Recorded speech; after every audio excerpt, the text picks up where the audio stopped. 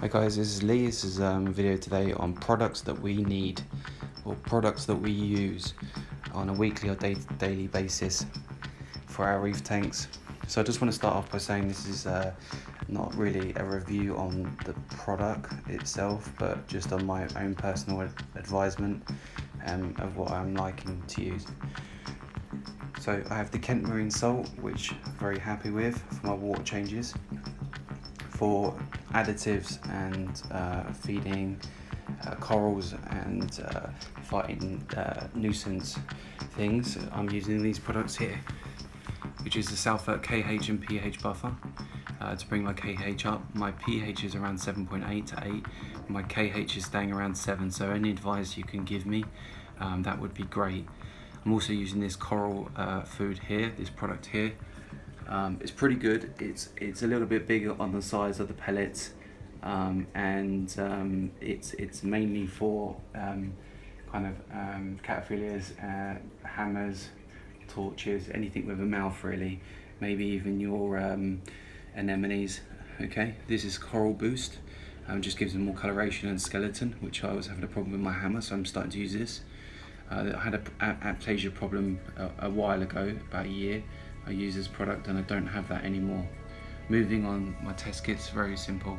I'm using an API test kit for the basics: ammonia, nitrite, nitrate, okay, and pH. I've switched over to a KH and pH test kit, which is by Red Sea, which I'm liking, and I also have magnesium, calcium, and a separate pH test kit. I test these around once a month. When I started the hobby, I was testing weekly. My tank is quite stable and I am doing regular maintenance and water changes, so there really isn't any spikage. For feeding, I'm using nori, okay, for my tank. I'm feeding about once a week, a couple of strips, and all the fish love it. It's a great product. They do have the red algae seaweed as well, but this one they prefer.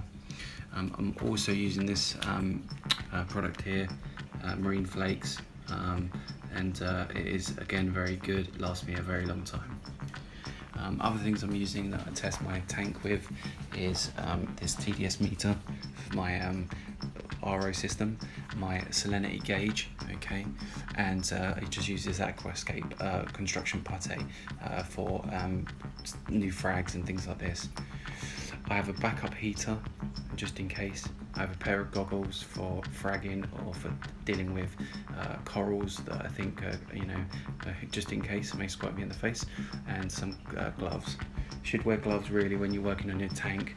Try not to introduce any soaps or any chemicals on your skin, perfumes or any moisturizers, as it could affect the tank. I'm currently doing my trusted water change, as you can see, 25 litres out, 25 litres going back in now.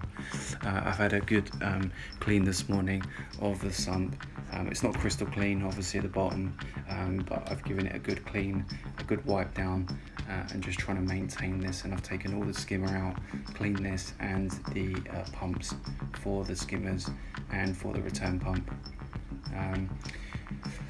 Basically, I will be doing more updates shortly, and these updates will be on coral placements, and introducing a new fish to my tank, which I'm maybe looking to get a red flame angel.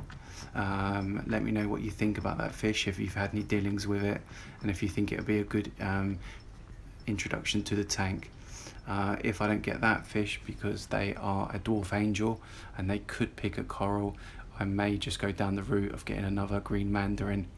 They have survived in my tank. I did lose one, and I know that's a little bit stupid to say this, but the reason it died is because I went away for 3 weeks, and as you know, they need target feeding. It's just one of those things.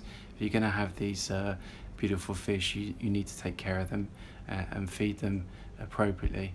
They are quite a slow fish, the green mandarin, and you must make sure that they're eating well in the store, or at least eating frozen food before bringing them home, because they need a large amount of copepods to sustain in a small ecosystem like this.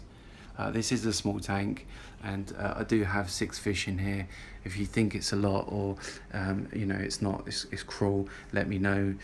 Like, subscribe, please. Give me some feedback, give me some likes, give me some dislikes. I'm welcome to criticism.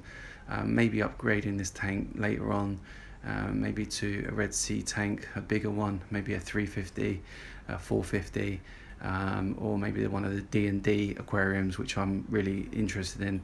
They're a nice design and a lot cheaper than the Red Sea. That's my own personal opinion on it. This is something else I don't know, I've seen on other videos, and many people are basically putting their plug sockets inside their tanks. Okay, they're mounting them up, but you're still going to get condensation from a reef tank, you're still going to get salt creep, and you're still going to get splashes or a leakage issue. I don't think it's safe, and so basically I put my sockets here, which is they've got switches on each individual plug socket, and they've got a circuit breaker there, and basically this has been mounted to a piece of board along with my lighting, and this is covered up with a piece of cardboard over the top in case any spillages came over the top, but that is unlikely to happen, and especially since it's on the board, it is pretty much safe. I've got some other sockets at the back there inside a plastic box as well to keep it dry, and my RO top off system there, capped up and ready to go. So let me know what you think of today's video on the products that I've shown you, and let me know what products you use, maybe for testing, maybe for feeding corals, something you think that's good, and you know, a better product than I have. Thanks. Lee out.